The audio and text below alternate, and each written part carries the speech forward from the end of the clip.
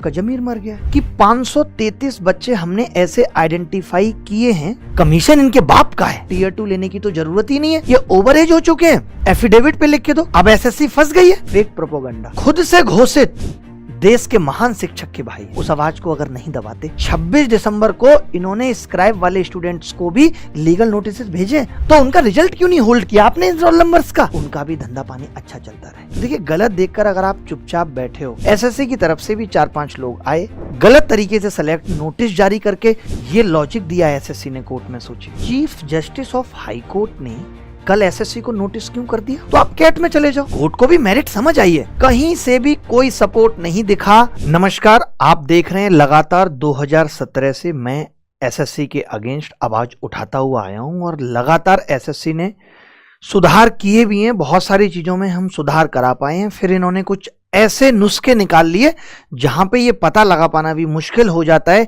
कि कुछ गड़बड़ हो रही या नहीं हो रही। मैं कहीं भी क्लास ले रहा था, वीडियो के नीचे एक ही कमेंट आ रहा है, जब से ये स्कैम वाली आवाज हमने उठाई है पिछले 1 महीने में, हर तरीके से हमने कोशिश की, ट्विटर आंदोलन किए, एसएससी को मेल कराए और फाइनली फिर हमें जब लगा कि अब बात कहीं बनती हुई नहीं दिख रही, तो 24 तारीख को हमने हाई कोर्ट का रास्ता पकड़ा।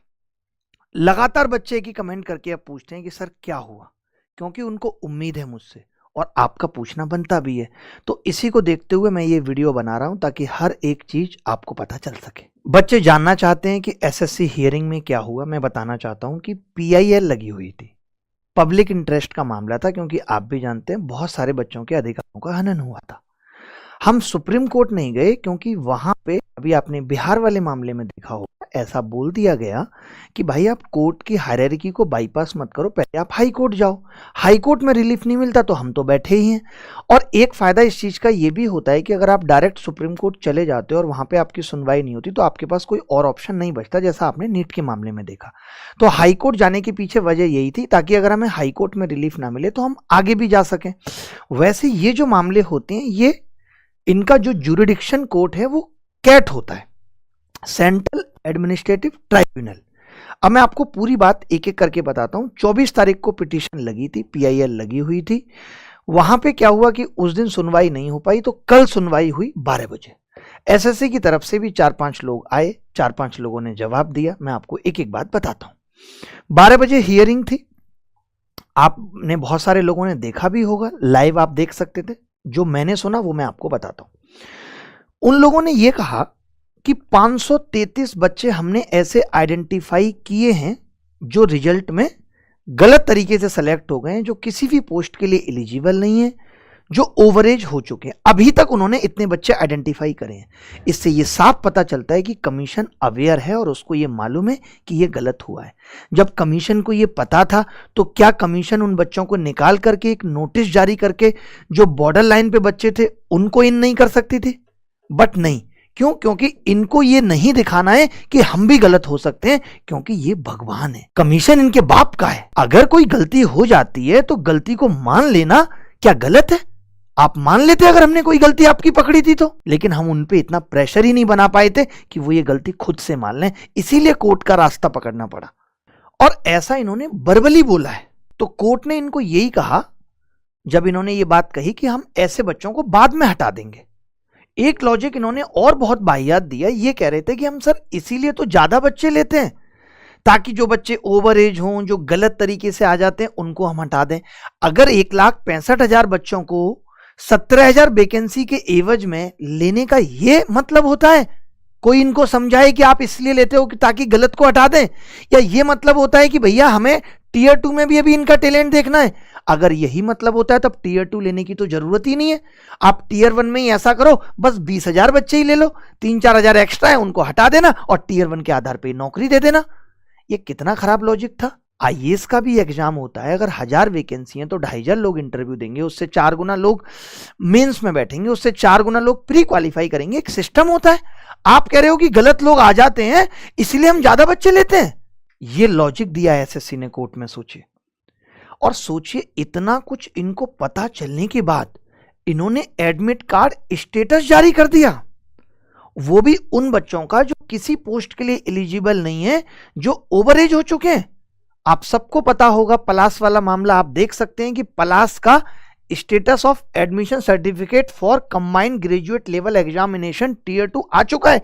सागर में इनका एग्जाम है, एप्लीकेशन एक्सेप्ट हो चुका है, ये किसी पोस्ट के लिए एलिजिबल नहीं है, ये ओवर एज हो चुके हैं और उसके बावजूद भी इनको टीयर 2 देने का मौका मिल रहा है। और ऐसे कितने बच्चे होंगे आपको लगता है? आप ये देखिए, दीपक शारदा जी, और अलग अलग शिफ्ट में ये एग्जाम हो रहा है। इनका 20 तारीख को है और इनका 18 तारीख को है। इतना कुछ बवाल हुआ, आप ये इतना भी नहीं कर पाए कि अकेले पलाश को ही रोक देते हैं? यही मान लेते कि एक ही बच्चा गलती से सिलेक्ट हुआ है। इन्होंने तो कोर्ट में खुद माना है कि अभी तक हमने 533 बच्चों को आइडेंटिफाई किया है। अब आप मेंस ले रहे हो, कल को आप डीबी करा लोगे, क्या पता लगेगा हमें? जो हमें पता लगा उस पर तो आपने एक्शन लिया नहीं। और आप सोचिए, ये जो हमने मामला उठाया, अगर ये इतना ही गलत था तो chief justice of high court ने कल एसएससी को नोटिस क्यों कर दिया? उनको भी लगा कि कहीं ना कहीं कुछ तो गड़बड़ है। उन्होंने पूछा भी उनके लॉयर्स को कि इनकी ग्रीवेंसेस को आप कैसे कंसीडर करोगे? एफिडेविट पे लिख के दो, क्योंकि वो वहां पे जो भी बोलते हैं उसको उन्होंने कहा कि आप एफिडेविट पे लिख के दो। अब एसएससी फंस गई है, एफिडेविट पे तो झूठ बोल नहीं सकते। बट मेरा भरोसा एसएससी पे 1% नहीं है। आप सोचिए 2023 वाले केस को ही देख लीजिए कि जो हाईकोर्ट की बेंच से ऑर्डर आया उसको इन लोगों ने अभी तक इंप्लीमेंट नहीं किया। बच्चे सोचिए, स्टूडेंट एसएससी के अगेंस्ट सुप्रीम कोर्ट में कंटेम्प्ट ऑफ कोर्ट लगा के बैठे हैं कि आपने कोर्ट की निंदा की, और इनको कोई इस बात की शर्म आया नहीं है। यानी ये गलती करेंगे और ऊपर से फिर सीना चोरी भी करेंगे। और इनडायरेक्टली कोर्ट का एक तरफ कहना यह है कि आपको अगर इमीडिएट रिलीफ चाहिए तो आप कैट में चले जाओ, और कैट एकमात्र रास्ता बचा है हमारे पास। और हमें पहले से ये बात पता थी कि हमें कैट की तरफ भी रुख करना पड़ सकता है। जितने सारे बच्चे बॉर्डर लाइन पे हैं वो सब पिटीशन डालेंगे कैट में कि उनकी सुनवाई होनी चाहिए। मुझे दुख है कि हम हर कोशिश कर रहे हैं कि कम से कम इतना तो हो कि जो एक्स्ट्रा बच्चे हैं उनको मेंस में बैठने का मौका ना मिले, इनके एडमिट कार्ड ना जारी किए जाएं। वो भी नहीं हो रहा अभी तक तो, बट ये तो हम करा के रहेंगे। और जो बॉर्डर लाइन वाले बच्चे हैं उनको इनकी जगह शामिल किया जाए और लास्ट तक लड़ाई लड़ेंगे। कोई अफसोस नहीं रहेगा कि हमने कोशिश नहीं की। ओवर एज को हटाकर इनको एडमिट कार्ड इशू करना होगा। ये चाहें तो ये काम ये 24 घंटे के अंदर कर सकते हैं, या ये बोले कि हमें टाइम लग रहा है, हम इन बच्चों का मेंस बाद में लेंगे, पहले हम ये बच्चे आइडेंटिफाई करेंगे कि कितने बच्चे और इनका मेंस हम बाद में लेंगे, क्योंकि वो एक स्टेज क्वालिफाई कर चुके हैं। कोर्ट को भी मेरिट समझ आई है कि केस में दम है, तभी उन्होंने नोटिस जारी किया है, वरना कल ही ये पीआईएल डिसमिस हो सकती थी। इतना क्या तानाशाह बनी पड़ी है एसएससी? भैया ये डेमोक्रेटिक कंट्री है, कब तक आवाज को दबा पाओगे? जिस दिन आवाज फटेगी उस दिन बहुत कुछ फाड़ भी देगी। बच्चों की जिंदगी का आपने कितना तमाशा बना दिया। तुम्हारे बाप का कमीशन है क्या कि जो मर्जी करते रहोगे? बताओ। इतना चिल्लाने के बाद भी ये मेंस एक शिफ्ट में नहीं करा पा रहे। आपने देखा अभी कि किसी बच्चे का पेपर 20 तारीख को है, किसी बच्चे का पेपर 18 तारीख को है। आप बताओ ऐसी क्या मजबूरी है नॉर्मलाइजेशन की कि यूपी से लेकर के बिहार तक सबको नॉर्मलाइजेशन की मलाई चाटने की पड़ी है? क्या ये सब चीजें संदेह पैदा नहीं करती? लकी ड्रॉ चल रहा है क्या कोई कि पर्ची डलवाओ और नौकरी ले लो? ये इतना प्री मेंस का तांडव करने की जरूरत क्या है? बच्चा भी उम्मीद छोड़ देगा, धीरे धीरे छोड़ ही रहा है। बट दुख की बात एक ये भी रही कि कहीं से भी कोई सपोर्ट नहीं दिखा। चाहे हम बात करें अदर पार्टीज की कि कोई सामने से आया, इतना बड़ा स्कैम सामने निकल के आया, इतना बड़ा झोल रिजल्ट में सामने से पता चला। यहां तक कि एसएससी को यह पता होने के बाद भी एसएससी ने 1% शर्म नहीं की कि नहीं हम ऐसा करते हैं, ये हमसे गलती हुई है, हम अपनी गलती को मान करके इन बच्चों को इन कर लेते हैं। क्या पता किसी बच्चे का आखिरी अटेम्प्ट हो, ऐसा भी तो हो सकता है कोई ऐसा बच्चा हो जिसका आखिरी अटेम्प्ट हो, या किसी की क्या मजबूरी हो। मैं तो ये कहता हूं 2-3 हजार भी अगर ऐसे बच्चे थे तो उनको मौका मिलना चाहिए था ना। यहां तो हम किसी एक के अधिकारों का हनन हो जाए तो बात सुप्रीम कोर्ट तक पहुंच जाती है। यही कहता है ना हमारा संविधान। और जहां तक बात सपोर्ट की करें तो इस बात का अंदाजा इसी बात से लगा सकते हो आप कि स्कैम के वीडियोज को ऐसे शेयर करा जा रहा था लोगों के बीच में। आप देखोगे ये भाई साहब हैं धर्मेंद्र सिंह, ये वीडियोज के क्लिप काट के कैसे शेयर कर रहे हैं? Spreading fake propaganda, spreading poison, ये आपको पता होगा कि चैनल के बैकएंड पे पता चलता है कि कौन आपकी क्लिपें काट रहा है, और ये कौन है? ये खुद से घोषित देश के महान शिक्षक के भाई हैं। हिंट देकर ही छोड़ रहा हूं, कहने को बहुत कुछ है, बट अब इन लोगों से क्या ही उम्मीद करना। एक वक्त आएगा जब बहुत अच्छी सी भाषा में भी जलील किया जाएगा। ये चीजें एसएससी से आसानी से मनवाई जा सकती थी जब हमने आवाज उठाया था, बट क्या करें, कुछ पार्टियों के एजेंट आकर उस आवाज को अगर नहीं दबाते तब ऐसा संभव था। सोचिए, जहां रिजल्ट में साफ साफ स्कैम मैंने प्रूफ कर दिया, वहां अगर एसएससी गलती नहीं मान रहा है तो क्या ये एग्जाम पाक साफ करा रहे होंगे? ऐसा लगता है आपको? मैं आपसे पूछना चाहता हूं, आप कमेंट करके मुझे इस बात का जवाब देना। आपको पता होगा जब से ये लड़ाई चली है, ये लगातार लीगल नोटिस भी भेज रहे हैं। 26 दिसंबर को इन्होंने स्क्राइब वाले स्टूडेंट्स को भी लीगल नोटिस भेजे। आप देखिए, ये लीगल नोटिस इन्होंने भेजा है। कब भेजा है? फाइल संख्या 26 दिसंबर 2024 को ये इन्होंने लीगल नोटिस भेजा है। लेकिन क्या, आप बताओ ना, अगर आप लीगल नोटिस भेज रहे हो यानी आपको भी लगता है कि दिक्कत है स्क्राइब वाले में, तो उनका रिजल्ट क्यों नहीं होल्ड किया आपने? इन रोल नंबर्स का कट ऑफ तो बढ़ गई ना, डिजर्विंग कैंडिडेट तो बाहर हो गया ना इस वजह से। और अब आप मेंस में भी ओवरएज बच्चों के एडमिट कार्ड जारी कर रहे हो, तो बाकी मेंस में भी कट ऑफ बढ़ जाएगी, और हो सकता है कितने डिजर्विंग कैंडिडेट बाहर हो जाएंगे। कितने ऐसे इश्यूज थे जो प्राइमा फसाई पता लग रहे थे कि कुछ तो गड़बड़ है। आपने देखा, हमने दिखाया कि कितने लगातार रोल नंबर सेलेक्ट हैं, कितने पीडब्ल्यूडी और वीएच के कैंडिडेट 160-70 मार्क्स लेके आ रहे हैं, और ये पता ही नहीं चल रहा कि स्कैम है। बट क्या कह सकते हैं, किसी को कोई फर्क नहीं है। टीचर सोचता है मैं क्यों पढ़ूं चक्कर में, मेरा बिजनेस इंपैक्ट होगा। और कौन सा बिजनेस सोचो जो आपने बना के दिया है, वो सोच लेता है मैं क्यों पढ़ूं टेंशन में, जीएसटी, इनकम टैक्स, सरकार परेशान करेगी। जिसका मेंस है वो बच्चा बेचारा मेंस में लगा है, जिनका प्री नहीं हुआ वो सोच रहे हैं कि नेक्स्ट प्री में कुछ कर लेंगे। बट कोई तो आगे आएगा जो सुधार की सोचेगा और सुधार की मांग करेगा, वरना हर साल कुछ ना कुछ ऐसी चीजें होती रहेंगी और पढ़ने वाला बच्चा हर बार यही सोचकर अफसोस करता रहेगा कि कंपटीशन बढ़ रहा है, और बढ़ क्या रहा है? सिर्फ करप्शन। बताओ आप, आज अगर सब अपना अपना ही सोचेंगे तो कल को तो किसी के साथ भी गलत होगा तो कौन खड़ा होगा? अरे भैया, देश आजादी कराने वालों में कितने तो शहीद हो गए, जबकि उनको भी पता था कि इस आजादी का महोत्सव आगे आने वाली पीढ़ियां उठाएंगी। तभी आज उन्हें याद किया जाता है और आप खुश होते हो कि आप आजाद देश के नागरिक हो। वरना देख लो आज तालिबान की हालत। तो हमारे आगे आने वाले बच्चों को भी फायदा हो, हमें कुछ तो कदम उठाने पड़ेंगे। हमें जो ये स्कैम और ये जो फ्रॉड हो रहे हैं इनको रोकना पड़ेगा। टीचर्स से लेकर के एक्टर्स, कॉमेडियन, बाबा, बाबाइन, सब ने आपके दामन में रील इतनी फेंक दी है कि आपको कुछ सही गलत सोचने का वक्त ही नहीं है। बस आप उसी में उलझे हो कि कभी इतिहास का गिव अवे के नाम पर किसी को 400 की भीख दे रहे हो, कभी बिगेस्ट सरप्राइज में अपनी आंखों के साथ अपने भविष्य को धुंधला कर रहे हो। मुझे आपकी भी चिंता होती है, मैं आपको भी सही मार्ग दिखाना चाहता हूं।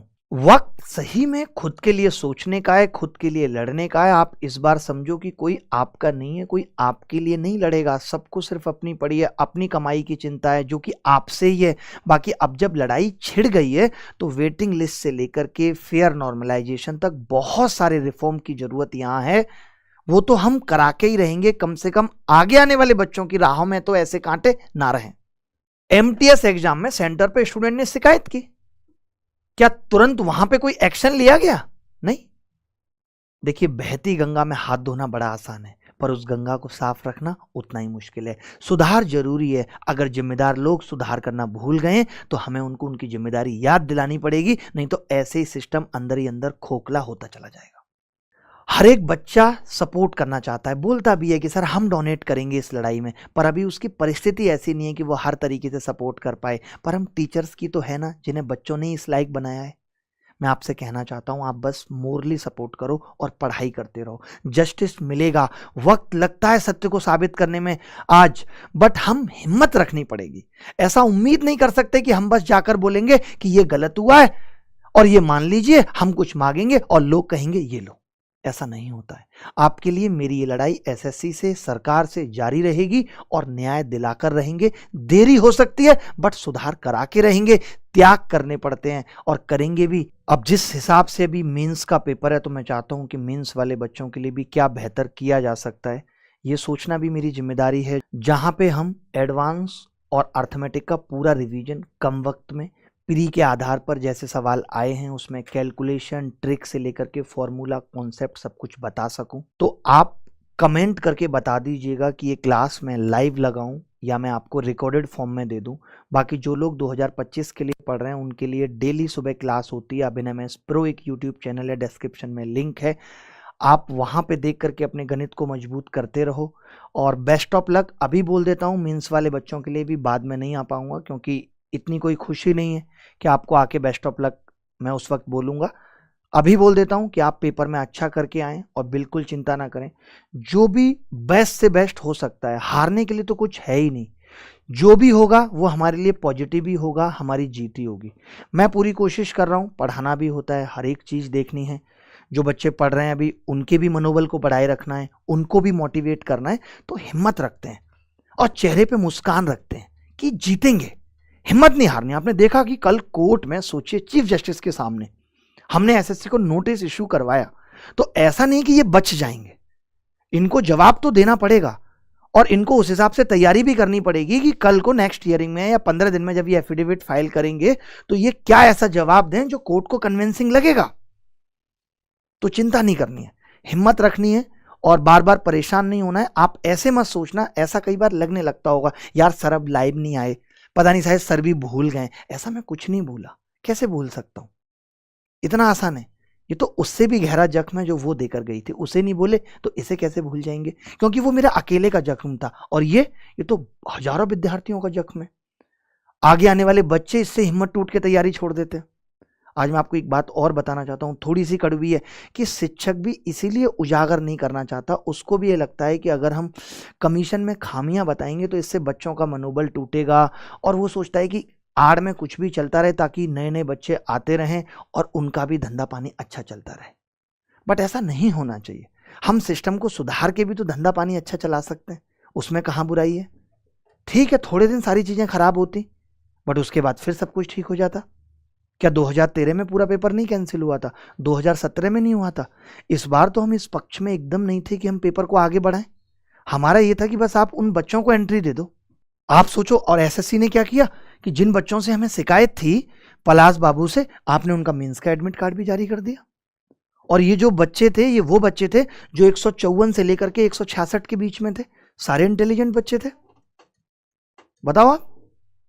तो देखिए, गलत देखकर अगर आप चुपचाप बैठे हो जबकि आप उस गलत को सुधार सकते हो, तो क्या कहूं मैं आपका कि आपका जमीर मर गया है। आपको नींद कैसे आती होगी? आप सो कैसे पाते हैं? आप पैसे के लिए कितना लालची हो सकते हैं? ऊपर वाला तो सब देख रहा है ना, और उसके यहां सबका हिसाब किताब होता है। बट आप हिम्मत रखना, बस वक्त बदलता है और फिर बदलेगा, सारा जहां अपना होगा। कोशिश है और हम जीत कर रहेंगे ये लड़ाई। हिम्मत रखनी है। धन्यवाद।